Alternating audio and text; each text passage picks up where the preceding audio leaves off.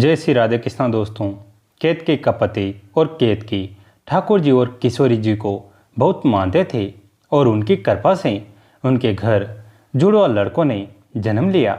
जुड़वा बच्चों को पाकर केतकी और उसका पति अत्यंत प्रसन्न हुए। जब दोनों बच्चे 1 साल के हुए तो वे दोनों को माता टिकाने के लिए बरसाना धाम को जाने के लिए तैयार हुए। केतकी का पति बहुत ही धन संपन्न व्यक्ति था। ठाकुर जी के नाम के साथ साथ उसके पास धन की कोई भी कमी नहीं थी। जिस गाड़ी से उन्होंने बरसाना धाम को जाना था वह गाड़ी अचानक से काफ़ी विलंब से चलने लगी। केतकी ने कहा कि अब हम घर नहीं जाएंगे, हमको तो जाना ही जाना है। तो केतकी के पति ने वहाँ पर कोई दूसरी गाड़ी जो वातानुकूलित यानी एसी नहीं थी उसमें बैठ गए। रात का समय था। केतकी और उसका पति उस गाड़ी में बैठकर बरसाना धाम को चल पड़े। केतकी अपने बच्चों को लेकर बैठी हुई थी। पास ही एक साधु महात्मा भी बरसाना धाम को जा रहे थे। जब रात को सब सो गए तो केतकी का एक बालक जो कि घुटनों के बल चलना शुरू हो गया था। न जाने वह नींद में घुटनों के बल चलकर कब उस साधु महात्मा की झोले में जाकर सो गया। महात्मा को भी नहीं पता था कि कब बालक आकर उसके झोले में सो गया है और इसके बारे में केतकी को भी कुछ पता ना चला, ना ही उसके पति को पता चला। जब सुबह हुई बरसाना धाम आने वाला था तो साधु महात्मा उतर गए, लेकिन जब केतकी उतरने लगी तो उसने देखा उसका एक बालक नहीं है तो वह बहुत घबरा गई। उसने अपने पति को कहा, हमारे 2 बालकों में से एक बालक कहाँ गया? तो उसका पति भी बहुत घबरा गया। घबराहट के कारण वे इधर उधर भागने लगे, अपने बच्चे को खोजने लगे, लेकिन उनको अपना बच्चा कहीं ना मिला। केतकी का तो रो रो कर बुरा हाल हो गया।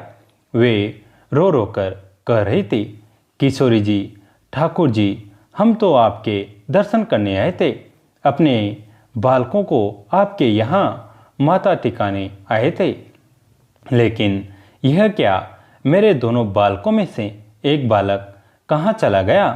केतकी अपने बच्चे के वियोग में बार बार मूर्छित हो जा रही थी।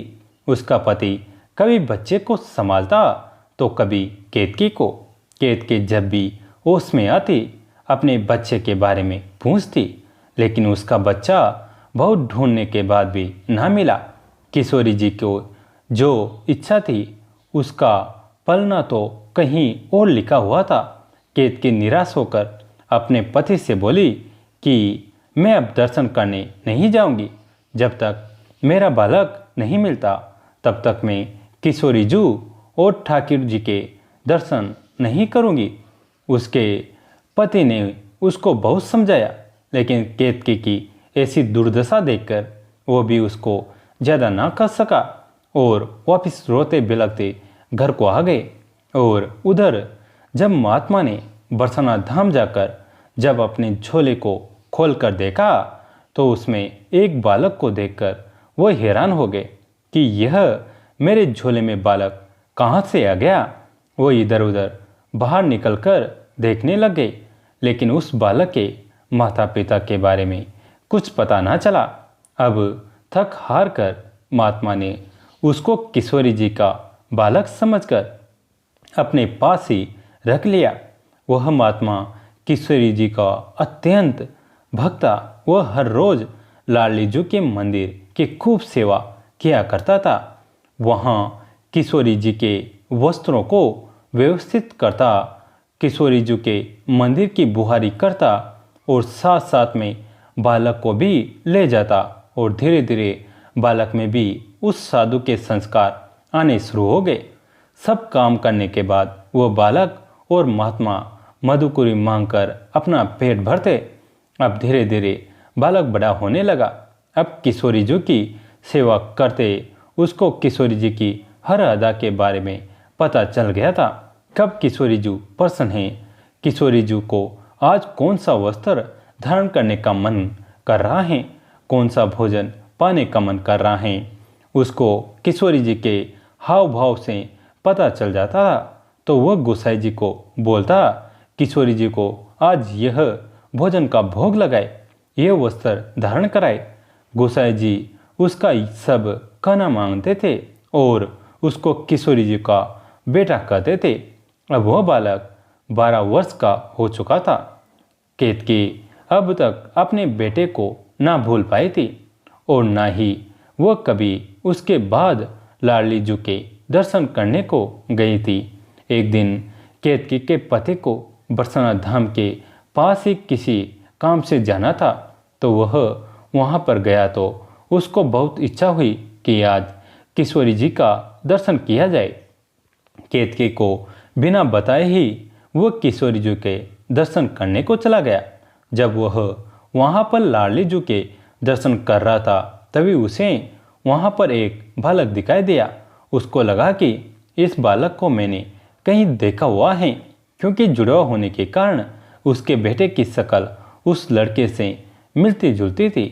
उस लड़के को इतनी लगन से किशोरी जी की सेवा करते देखकर केतकी का पति अंदर ही अंदर बहुत प्रसन्न हो रहा था कि इस लड़के में किशोरी जी के प्रति कितनी श्रद्धा है, कितने अच्छे संस्कार इसके माता पिता ने इस बालक को दिए हैं। तभी वहाँ पर वही महात्मा आकर उस बालक को आकर बोला, चलो बेटा, मधुकरी का समय हो गया है, चलो मांग कर लाते हैं। केतकी के पति ने देखा कि क्या यह लड़का इस साधु महात्मा का बेटा है। वो जाकर उस साधु महात्मा को बोला, बाबा, क्या ये आपका बालक है? आपने इसको कितने अच्छे संस्कार दिए हैं।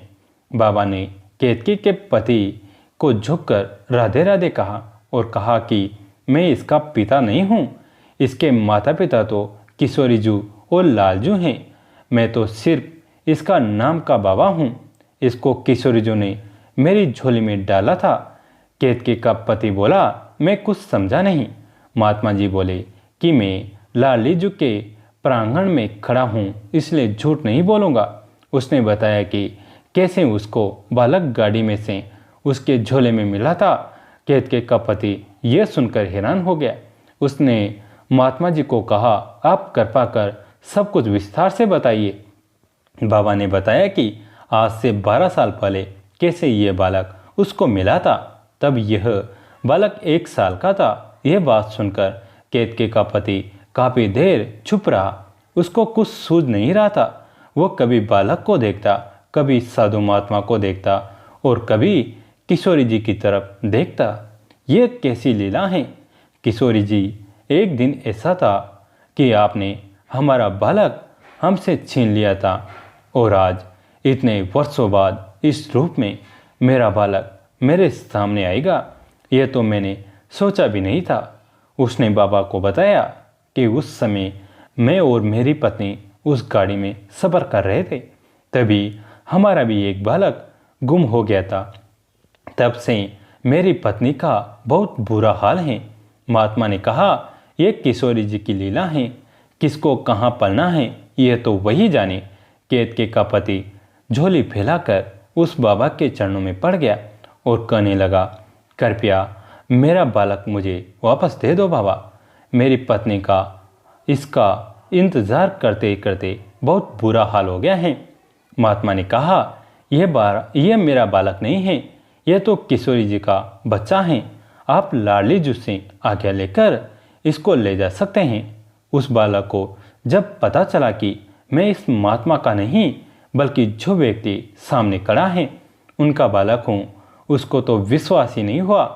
जब महात्मा ने उसको दोबारा कहा कि यह तुम्हारे पिताजी हैं, आज से तुम उसके साथ रहोगे, तो वह एकदम से अपनी जगह से थोड़ा पीछे हटता हुआ बोला, नहीं नहीं बाबा, मैं लाडली जू और आपको छोड़कर कहीं नहीं जाऊंगा। लेकिन महात्मा ने कहा कि बेटा, तुम्हारी जन्म देने वाली माता तुम्हारा इंतज़ार कर रही हैं।